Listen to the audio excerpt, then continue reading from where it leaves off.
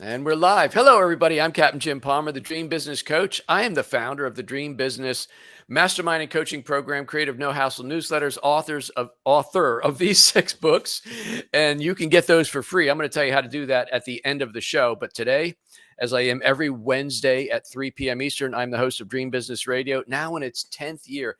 This is episode 550, and my special guests with an S today are Monica and Austin Mangelson. Guys, how you doing today?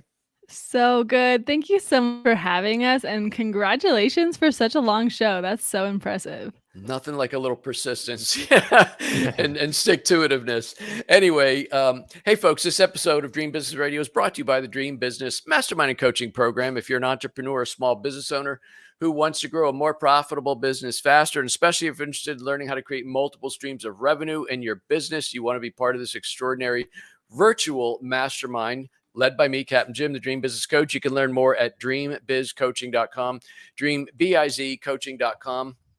And be sure to get a copy of my ebook, Charge What You're Worth and Work Just 3 days a Week, where I share in very good detail how I built multiple streams of revenue and also how I learned how to actually charge what I'm worth, something everybody should do. And yes, I share in detail how I came to the decision to work just 3 days a week for the last 7 years. So it's a big part of the strategy is getting paid what you're worth. You can download a free copy of that at work3daysaweek.com, work3daysaweek.com. All right, let me introduce my special guests, Austin and Monica, and we'll dive right into this. I know it's going to be a fun interview, but I think it's also going to be very, very inspirational.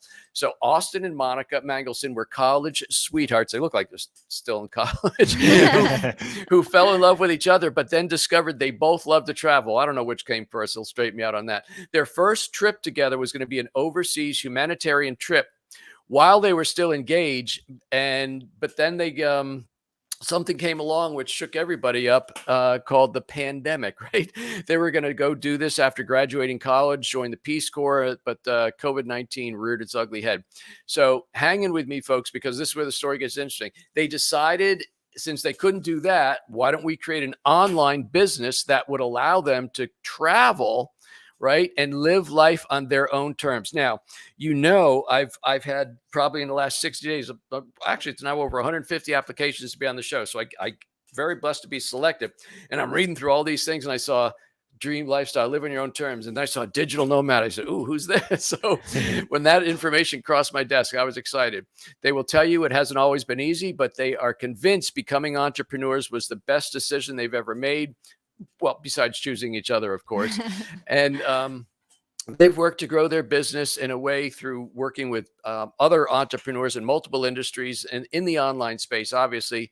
And they've learned a great deal about how to do that with the location independent business. And part of their business now is coaching other aspiring digital nomads how to create their dream business so they too can live their dream lifestyle. I talked with them, as I said, about a month and a half ago, 2 months ago, and it wasn't lost on either of us. Sometimes something horrific, like, the pandemic, can be a blessing in disguise, because had it not been for that, they'd probably be in the Peace Corps right now. Not that there's anything wrong with that, but instead of doing what they did. So once again, guys, Monica and Austin, welcome to Dream Business Radio. Thank you, Thank you Jim. so Man, what a much. stellar intro. Thank you so much for that. I've been doing this a day or two. Just a little So bit. first of all, I think I gave because I do a lot of research, believe it or not. People go, well, Jim wings it all the time. I really don't. I do prepare. I just sometimes talk faster than my brain will keep up. But I believe I gave your story justice. But one question that I like to lead off with, because my show is for entrepreneurs and mostly entrepreneurs listen to it. I'm obviously an entrepreneur. You went to college, you were going to get a degree, but then I don't even know what your degrees were in, but so many people that I interview, oh, I went to become a lawyer or an accountant. I studied, whatever. And then they go start a carpet cleaning business. So did you guys, either of you, have any role models, whether parents, grandparents, or anybody on choosing the life of being an entrepreneur? You know, it's funny. I never actually realized that my dad owned his own business until after we started our business. You didn't know your dad owned a I business? didn't. So my dad's a doctor, and I didn't realize that he was actually the owner of the clinic he worked in and like had to do all the same things that business owners did until after I started a business. And he was asking me questions, and I was like, "Yeah, like it's kind of tricky." He's like, "Oh yeah, I know. I mean, I own my own business." And I was like, "Oh, Oh that's my weird." God. What about you, Austin? Any entrepreneurs in your past? Not really. So I have an aunt and uncle who started a photography business, Okay. but I had never really looked up to them. I mean, I looked up to them as people, but I never really thought of them as um, role models in the sense of being an entrepreneur and starting our business. Like that's just how it was. But my dad and his dad and everyone else in my family, they all just got jobs, The job. employment Yeah. jobs, and Mhm. yeah. So I had never ever thought about entrepreneurship, starting my own job or starting my own business, being my own boss. That never crossed my mind until we were already doing it, basically. Which sadly is something that's not even taught in school. I mean, most, Yeah. I oh, know. well, go to college or not, go to trade school or not, and then just get a job. But we should be teaching more people about the other side of I earning a totally living. agree. Yeah. So walk us through the process of, you were going to go in the Peace Corps. You guys Mhm. obviously fell in love, as I said. You were going to travel and do all that. I don't know if your intention was to do it for a little while and then settle down, but then COVID happened. And how did you pivot into what do we do now? Yeah. Yeah, there's a whole like story and a half here, but we'll try Okay. and keep it condensed. So like you said, we had always loved to travel, and that actually started for both of us before we knew each other. Before we ever met, we were both missionaries for a church. Monica spent a year and a half in Peru. I spent a Mm, year or 2 years in Paraguay. Um, and then I had been to Ireland before that, so we had both had independently different experiences that really fostered this love of traveling. hmm. And so when we were dating and getting more serious in our relationship, we knew that that was something we wanted to prioritize. So as much as we could travel in college, we were going on road trips every other weekend. We were heading down to Utah and heading back to California and Washington. So we traveled as much as we could. Graduation was coming up. Oh, by the way, I have a degree in exercise physiology, Oh, wow. and Monica's is in international studies. That fits. They So both fit, actually. Yeah. So we graduated, and for it, there was kind of a long process. We knew we wanted to do something humanitarian like because we had been on a trip to Guatemala interpreting. We've been on a couple trips at that point. That's true. We'd been to Guatemala probably about 3 times, and we absolutely fell in love with it. And we knew that before like heading into our master's degree, because that's generally the next step people take, we Hmm. wanted a time where we could go out and explore and we could, have more of a gap year. Yeah. So it started out as a semester-long trip to China teaching English, which then fell through. So we were like, okay, well, let's find some other program. So we found a program in Thailand for a full year. But in order to do that, we both had to live in different cities for the year. Like, Oh, I that's see. not gonna work. Yeah. So we kept looking, and it was very fortuitous. The same day that we found out Thailand wasn't gonna work was the last day of a career fair, and somebody overheard us having a conversation in the library about Thailand falling through. And he leaned over. He's like, "Hey, sorry to be eavesdropping, but there's a booth in the career fair right now for the Peace Corps. Why don't you guys go check it out?" We're like, "Okay." So I went and had a look and got some more information. And one thing led to another. We were eventually signed up. We had been assigned to Mozambique, Africa. We were going to be there for a little more than 2 years.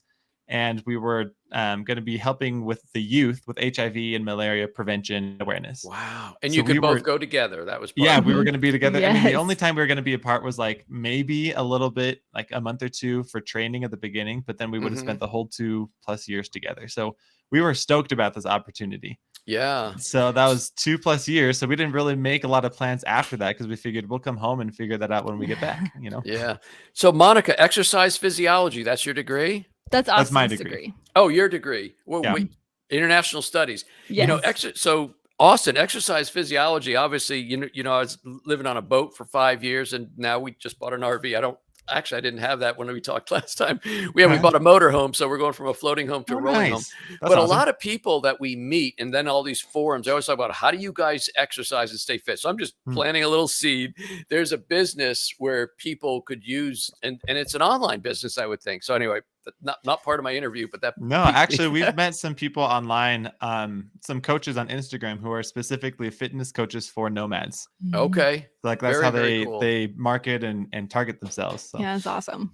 So walk us through the process, Monica, of starting, and then how did you scale the online business? How did you decide? Because like if Mhm. my memory is correct, you build websites. I mean, you digital marketing. You try to do a lot of different things, or how did Mhm. you get started? Yeah, that's an excellent question. So, when the Peace Corps fell through, we had sold, like, we had prepared our lives for the Peace Corps. We had got rid of our house. Mm, We had someone line up to buy a car, which thankfully ended up falling through, but we had sold most of our stuff. We had no furniture. We had put everything in boxes. Everything was in suitcases, packed and ready to go because it was literally 2 weeks before you're supposed to leave that oh they my called it gosh, quits for COVID. And when they called it quits, they're like, "Oh, it's just going to be a couple months, like max." And we're like, 2 weeks "Okay, to slow the spread, right? yes, Mhm. exactly, exactly." So we're like, "Okay, we can do this," and it was actually kind of fun. We're like, "Perfect, this will give us time to go to see." We had brand new nieces, they're twins that were just born, and so we're like, Hmm. "Quick, we'll go run, we'll go see them, we'll go love on them a little bit, and then we'll head out." And so we ran back to Austin's parents' house, who thought they were taking us in for 2 weeks, and then it became months and months and months, and it just never ended. So we were lucky enough to get kind of dead end jobs to kind of fill the time, Hmm. but they were awful. They were so terrible, and I hated it, and I hated just waiting for somebody to tell me it was okay to start living my life again. And I just felt like I was waiting for something that may or may not n- come come true. Like the Peace Corps may never start back up. I don't know what's going to happen from here on out. And so I started independently from Austin. I started looking for, I call it Pinterest shopping. I was Pinterest shopping for a new life, right? Yeah, So I was looking for ways to make money and travel. And the two things that I found online were becoming a virtual assistant or being a travel influencer slash blogger. And yeah, I didn't really care for the influencer blogger side of things. So we dove headfirst. I convinced Austin to take a course with me and become virtual assistants. And so that's where we really got our start. nice. Yeah. So, how did you start to build websites? Was that a skill that you had, or did you learn that? Or, I mean, because that's obviously being a virtual assistant could be anything, Hmm. it could be data processing, it could be, talking with customers, building Yeah. websites or whatever. And we did a little bit of everything, and so Hmm. we ended up being really successful as virtual assistants really fast, which was we were really fortunate for that. But we ended up just working in someone else's business again, and we were working as many hours, if not more, as we were. We weren't able to travel and explore like we wanted to, so we really decided that we wanted to build our own business and Hmm. kind of start niching down. And so what we did is independently, Austin wrote down all the things that he really liked doing as a virtual assistant and the things he hated doing as a virtual Right. assistant. And I wrote down the same list. And then we came together and we compared those lists. And at the top, in the top three of both of our things was graphic design. So Wow. then we started looking for different kinds of design things we could do, and that's when we found we could make websites. And so I think we bought another course to teach us the strategy, and we both really love the space where strategy meets design, like meets creativity. That's Hmm. really where we thrive. And so it just was the perfect fit for us. So Austin, how did you start getting customers? Like, tell me some of how did you start getting, you knew what you like to do and you're going Mhm. to zero it in on websites and design. How did you then go get your first two or three, five, 10 customers? Yeah, most of our customers have been through word of mouth. A lot of our family were very supportive of us doing this, and they told their friends and they told other people, and so most of it came from word of mouth. We actually helped build a business or a website for three, four or five of our family members who were starting their own businesses. Wow. Um, and so we helped them build their websites, and then a handful of our friends, and then I think there were maybe just a very small handful of people that came from other efforts of ours where we were Mhm. doing some social media marketing and content marketing and stuff like that. Yeah, I think us starting a business really opened the floodgates for a lot of people we know to be like, wow, I can start a business too. And so we really helped Yeah. them get their businesses Kind of going. showing them the way. So what was the not to compress too much time, but Mhm. it's already 3:15 already. So so you're building the websites and that's going well, but then Mhm. did you suddenly wake up one morning and go, "Hey, guy, we're just building websites. We're still I don't know if you're at your parents' house or where you were, but Mm. the traveling has kind of evaporated, right?" Well, by that point, we were traveling more. Mhm. Okay. We were living in Guatemala for a little bit. We were traveling through Oregon. So travel was starting to pick back up again. And it wasn't quite an overnight, like, I can't think of any moment where it just clicked. It was kind of a Mhm. smooth transition where we started realizing, like Monica pointed out, we had kind of inspired a lot of members of our own family to start their own businesses. And we had consulted with them a lot on how to get it started. And I think so two of them are still kind of up and going. Another two are doing great right now and just growing. And so we were reflecting on that. We realized we loved helping people in that early stages of their business where they're trying to figure out what to do, Nice. how to make it work, how do they get their first couple clients and customers. And then especially people who want to do it so that they have more freedom in their life, because that's what we were seeking. And so we started connecting those dots and realizing we want to help people who are in our shoes. We want to help people who are seeking more freedom, seeking more independence, want to travel more, and have an idea, or maybe don't have an idea, but want to start up something online. And so we started kind of pooling our resources together and focusing in more on that. It's so interesting because Uh, again, in all my research and the RV group, kind of taking a pause on the boat. People are like, "Hey, what do you guys do to make money, or what can I do?" Not everybody wants to earn 100 grand or 200 grand or even Mhm. 50. How do I earn $500 or $300 a week for Mhm. fuel, going out money, fun money, doing something on the side? Do you help people with that? Like, do you creatively help them think of what they want to do, or do they have an Mhm. idea and then you help them do that? Yeah, a little bit of both. So we actually went out and got life purpose life coaching certified. It's kind of a Okay. mouthful. And so we can help people like starting from nothing, like no ideas, and like really kind of help brainstorm, and that's my favorite space where you just turn on ideas and everything feels possible. And then we help people find something that feels purposeful for them and Hmm. feels exciting, and then we can help them start to build that. So with this side of with this, and by the way, I'm all about multiple streams of revenue, which is kind of Mhm. like what you're talking about. So Mhm. with that part of your business where you're kind of guiding and helping new entrepreneurs, are they already are they location dependent? They just want to learn how to do something online, or do they want to travel like you do? Are you Mhm. inspiring people to like travel and work at the same time? Don't wait for 65 or 70. Yes, we're inspiring people to travel. It's literally what lights us up. We just the other day got a comment from this guy who was like, "Yeah, I listen to your podcast, and because of you, I quit my job and now I'm traveling the world." And it's just so exciting. Like, as much as I really appreciate people wanting to be location dependent, and if that's you, that's totally fine. Yeah. I also just believe that the world is so big and so inspiring and such a good place for entrepreneurs to go out and get inspired and to meet people and to really grow as a person. And so I just love it when we can help people take that leap themselves. I think, well, given I'll be 65 next week. And to Happy see early other, birthday. thank you so much. To see other people who are my age or even slightly older, and I'm like Stephanie and we work really hard to eat well and shape, but we travel. We enjoy life. I think I shared Mhm. on our Get Acquainted call. I had cancer at 41, so I had a whole Mm. outlook. You don't wait. You don't put off Yeah. this dream lifestyle. Then we figured out how to work and travel on the boat. Now we're going to do it in the RV. So, but some people, new entrepreneurs, I think they're sometimes very risk averse. Like, Mhm. well, I would like to do that, but I don't know if I have the courage to try because it might not Mhm. work. How do you Mhm. help people with that part of it? Yeah, that's a really good question, and that's definitely a space that a lot of people unfortunately are in. And really, I think what's holding back is fear. They're not. I mean, you don't know what's going to be on the other side of this venture. Yeah, Especially when you hear things like 9 out of 10 businesses fail. People hear that they're like, "Oh, I'm not even going to try then." that's right. Um, I heard someone else a great explanation. They said, if 9 out of 10 businesses fail, that doesn't mean that you might be one of the nine. That means you need to start up 10 businesses and eventually you'll get one that sticks. So it's a matter of throwing out different ideas and and putting out your effort, and eventually something's going to work. And that's like, it is scary. I don't want to tell people it's not. It's scary and it's hard, but I think there's two choices that you have. You can either step into the unknown and embrace that uncertainty and that fear and that pain and discomfort, or you can stick with what you're doing that you're not enjoying. You're living your life wishing you were doing something, and that's a different kind of pain, but it's pain nonetheless. It's It a pain is. of regret rather than a pain of growth.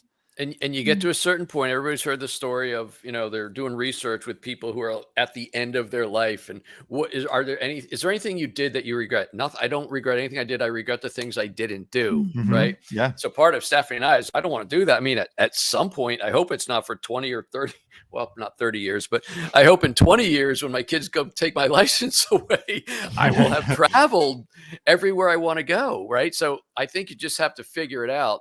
So so now your business is growing. How are you maintaining the work life, and I don't want to say work life balance. How are you maintaining the work travel balance?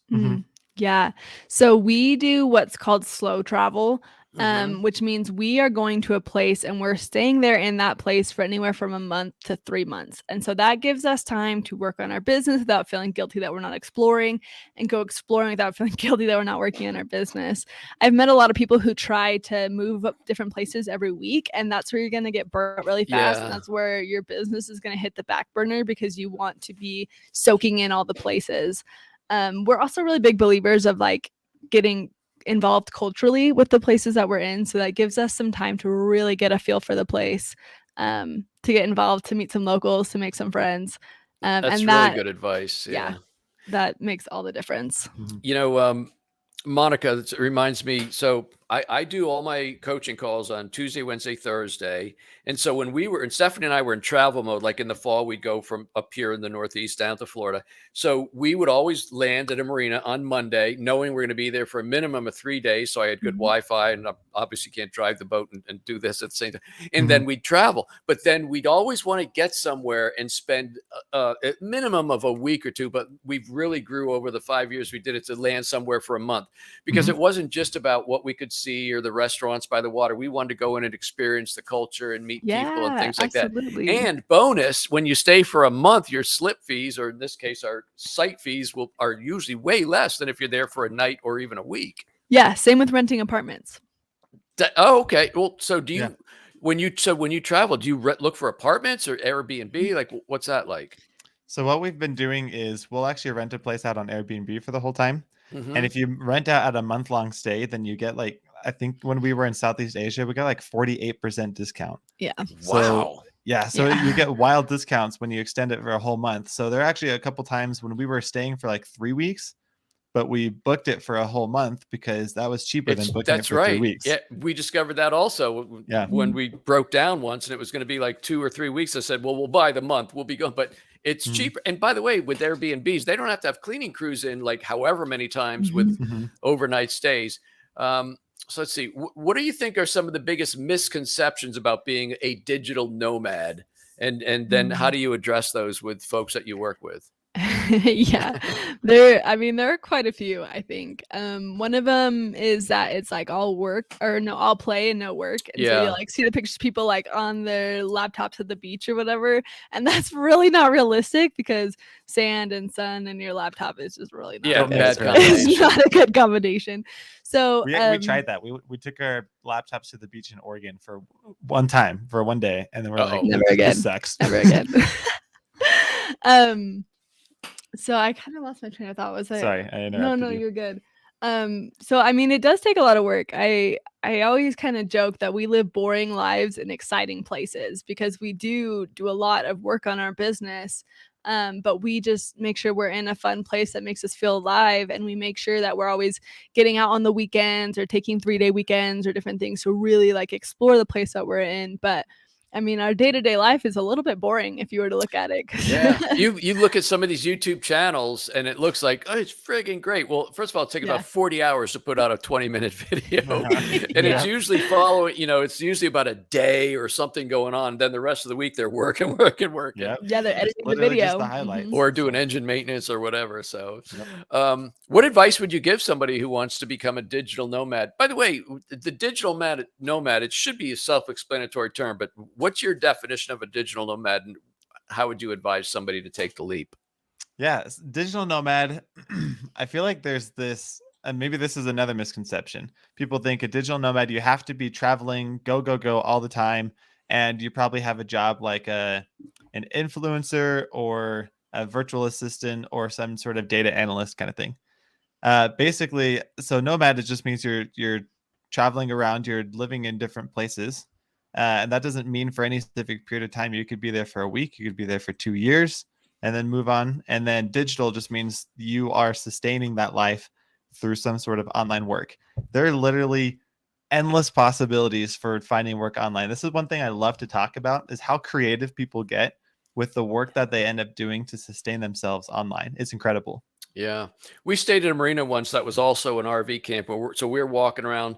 I talked with this guy. He's got this nice big fifth wheel, and he says he was retired, but his wife was a nurse.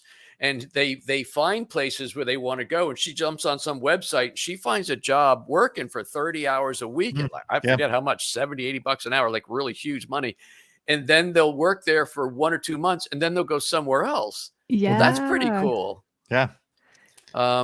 So pardon the slightly personal question, but the great thing about a long relationship, I've been married 43 years, is that usually somebody goes to work or you both go to work and then you come back. What's it been like? I mean, you're probably together almost 24/7 at this point, right? Basically all the time. Yep. I was trying to sugarcoat it a little bit. But no, we are. We've been together. So Monica actually just took a trip to Washington. She was there for like 5 days. It was the first time we had been apart in 5 years since we've been married. Yeah. I mean, with the exception of like, she'll do a girls' afternoon, like go out to lunch with somebody, but with with like that overnight exception, trip. Yeah. It was hard. Hard. Honestly, we are so used to being together and we're so complimentary. Like, I mean, you heard when we first got on the call, we often are saying the same things. We're very similar people. We have similar interests. And it was hard. Like, being apart from Austin was honestly hard. But we've learned that like there's a really difference in like managing our energy. So I am very much a people person. I hate being alone. I love being around people. And Austin is more introverted and he actually likes being alone, which blows my mind. And so we've really had to work on like our schedule. So like we schedule out, morning time, Austin, gets some alone time, or like we've had to work on, hey, like I need a break, so I'm gonna go, like you can keep working, or like we can go on breaks together, or different things. So we've really had to work together to manage our energy levels. Diana's asking, are you now part of the full-time travel? I assume she's asking you. So you guys are full-time travelers, but as we've learned, you will sometimes stay put for a month or maybe a couple months and then get moving again, right? Yeah, that's exactly right. Yeah. So right now we are in Idaho until September. Yeah, we're like 20 minutes again, 20 minutes outside of Yellowstone, right on this beautiful lake in this cabin. Oh, it's my awesome. goodness. It's awesome. We got about 5 minutes left. I wish I had 30 minutes left. For those who struggle with the fear and the anxiety about taking the leap, whether it is to start a business or to start traveling, or divest themselves of all the stuff that fills all the rooms and the storage units, unbelievable business, right? How do you help people who come to you and say, I don't know, I'd like to do it, but I don't know if I can do it? What about the fear and anxiety associated with that? Just start small. Taking action is the killer of fear. So every time you take action, even if it's messy, even if you mess up, you are going to start killing that fear a little bit. And I think it's important to realize that our brains make up scenarios to keep us safe. And a lot of times that comes across as paralyzing fear. So every time we can prove to our brains that, hey, look, I took action and I survived, I lived, everything's fine, our brain's going to calm down a little bit and it's going to start killing that fear. And so, I mean, it's just a matter of like taking one step forward and then another and then another. Well, you know what's amazing about our brains too is We learned this from Rob Dial. He's a mindset mentor, and he teaches that our brains are incredible in the fact that they can make you feel physical manifestations of fear. You That's can right. react to something that's in the future that hasn't even happened yet. You imagine a future. You say, okay, I want to start traveling, but what if this? What if that? What if my business doesn't take off? What if I get stuck in that country? What if whatever? You start thinking that could happen, and then you react as if it's happening right now, but it's not even a real scenario. It's just something That's that right. you've invented in your brain. So a lot of it is rewriting that script in your head.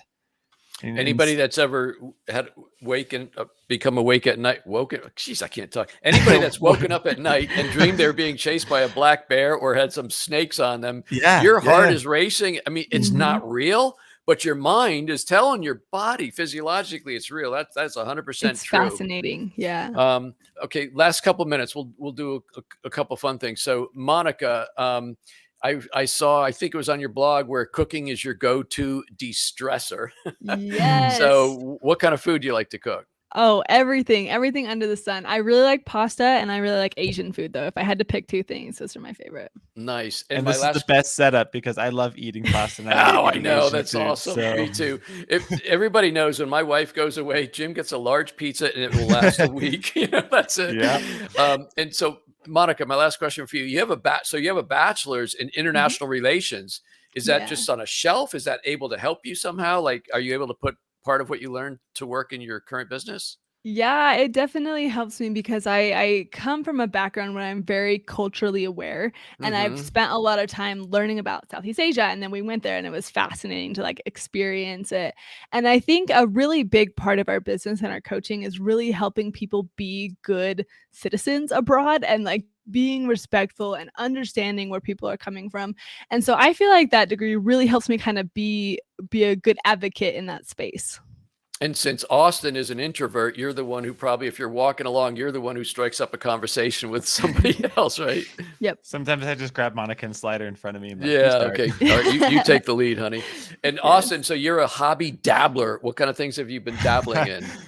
So many things. I took an art class in college, which I loved. And then I've done all sorts of different instruments, from guitar and piano to things like the ocarina and the harmonica. A lot of different kind of art things. I've dabbled in writing. I took a writing course, and I've tried out my hand in writing different stories. Like wood burning. You did a I lot tried of- wood burning for a little bit. He made a beautiful clock one time. Oh, Yeah, nice. some woodworking. So I just love.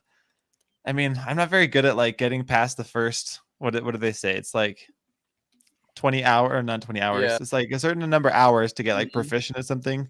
I get to the point where I reach the okay plateau, and then I move on to something new because I like that. There's so many things I want to learn about and try my hand at that I don't necessarily need to become a master or super proficient in anything. I just love the exploration and learning about all these different things. What you just said actually fits your lifestyle, right? It's all about the exploration. And I think as far as your traveling, piano would be pretty hard. Guitar probably might work, but a harmonica, boom, that goes right in the Yeah, back. that's exactly why I picked up a harmonica. I'm like, this is a lot more portable than a piano is. Well, what a fun interview. I'm sure glad when I was scanning all those things, I stopped and read your stuff. It's been great having you guys on. Now, I'm sure people want to follow up with you, read your blog, or just connect with you. So, and you mentioned you had a podcast, so go ahead and give some information about how they can connect with you. Yeah, so we're super easy to find. Our website is austinandmonica.com. Our handles everywhere on every social media platform are Austin and Monica. We're mostly on Instagram, so if you want to reach out to us, that's probably the best place.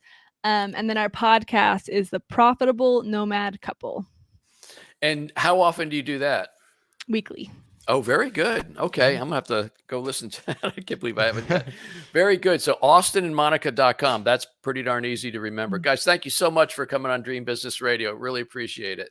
Hey, Great. thank you, Jim. This was so fun. And like you said, I wish we had more time to chat, but Well, we'll have to have you back. Hey, you know what? We're in this lease until January, but when we'll move full time on the we bought a motorhome, so we'll be traveling around. I'll just have to do one from the interview from the motorhome. We'll reconnect that way. There you go. Yeah. You should come see us in Yellowstone. That'd be so Oh, fun. it is on the list. I don't know. I don't have any illusion we're going to get to all 50 states. Well, certainly not Hawaii with the motorhome. But there are okay, so many things I want to see in the national parks, Yellowstone, Wyoming, Montana, all that stuff. We're going. Yeah. We're going. Do it. Come All right. see Thanks so us. much. Hey, folks, that wraps up this very special interview with my guests, Monica and Austin Mangelson. You can connect with them at Austin and Monica. Yeah, austinandmonica.com. You can connect with me at getjimpalmer.com. Again, if you're interested in joining myself and about 27 other smart entrepreneurs in the Dream Business Mastermind, go to dreambizcoaching.com. And remember, download a free copy of my book, my ebook, Charge What You're Worth and Work Just 3 days a Week. You can get that at work3daysaweek.com. I forgot to tell you about my 6 books that I've written over the years. Part of my legacy building program, you can get digital copies for free. So at Barnes & Noble, it's the Nook book. They're in the iBook store, but they're also at Amazon, as you'd expect. Those are Kindle books. You can download them all for free. But that's it. Until this time next week, until this time in 2 weeks, I'm not working next Wednesday. Very special day. So in 2 weeks, I'll come back with another live interview. I am Captain Jim Palmer, the Dream Business Coach, and you take good care.